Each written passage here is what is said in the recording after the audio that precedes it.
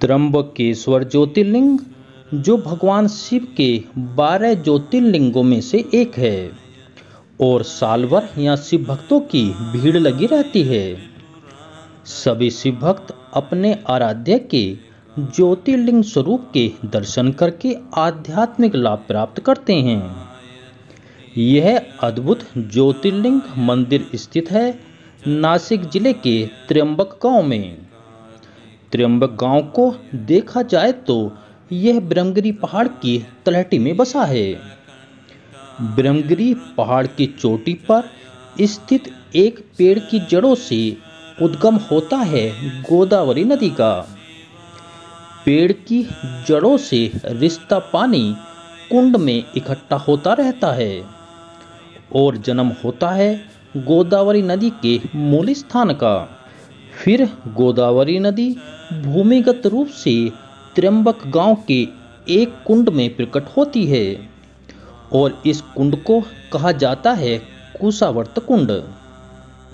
त्र्यंबकेश्वर ज्योतिर्लिंग के पास स्थित कुशावर्त कुंड का जल बहुत पवित्र माना जाता है।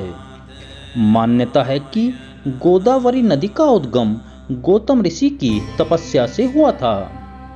कुशावर्त कुंड का पानी ही अंदरूनी रूप से ज्योतिर्लिंग में प्रकट होता है। त्र्यंबकेश्वर आने वाले श्रद्धालु पहले कुशावर्त कुंड में स्नान करते हैं और उसके बाद ही ज्योतिर्लिंग के दर्शन करने जाते हैं।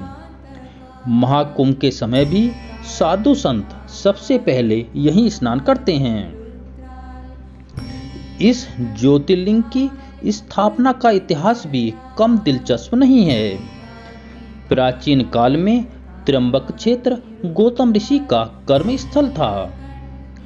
गौतम ऋषि के प्रयास से ही गोदावरी नदी का उद्गम हुआ ब्रह्मगिरी पर्वत से और उनकी प्रार्थना पर ही भगवान शिव ज्योतिर्लिंग के रूप में त्र्यंबकेश्वर में विराजमान हो गए थे। त्र्यंबकेश्वर ज्योतिर्लिंग अन्य ज्योतिर्लिंग से बहुत अलग स्वरूप में है। यहाँ त्रिरूप में भगवान शिव की शक्ति के दर्शन होते हैं। एक गड्ढे में यहाँ 3 छोटे छोटे शिवलिंग विराजमान हैं जो ब्रह्मा, विष्णु और शिव के स्वरूप माने जाते हैं।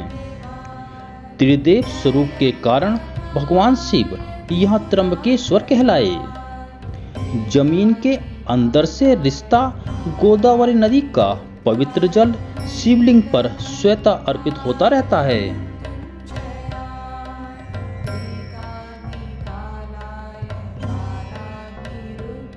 बेहद सुंदर तरीके से बने त्र्यंबकेश्वर मंदिर के निर्माण के बारे में भी जानना जरूरी हो जाता है।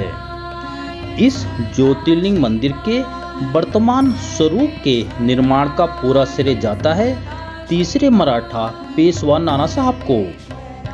मंदिर को बनाने के लिए ब्रह्मगिरी पर्वत के पत्थरों का प्रयोग किया गया था। स्थानीय स्तर पर उपलब्ध होने वाले पत्थरों के काले रंग के अनुसार ही मंदिर का बाहरी आवरण काले और मटमैले रंग का है। बताया जाता है कि मंदिर का जीर्णोद्धार सन 1755 में शुरू हुआ था और 31 सालों की लंबी निर्माण प्रक्रिया के बाद मंदिर सन 1786 में बनकर तैयार हुआ था। प्राचीन काल से ही शिव भक्त अपने भगवान के दर्शन करने साल भर यहाँ आते रहते हैं और उनका विश्वास है कि उनके जीवन के सभी अच्छे कार्य भगवान शिव के आशीर्वाद से ही हो रहे हैं।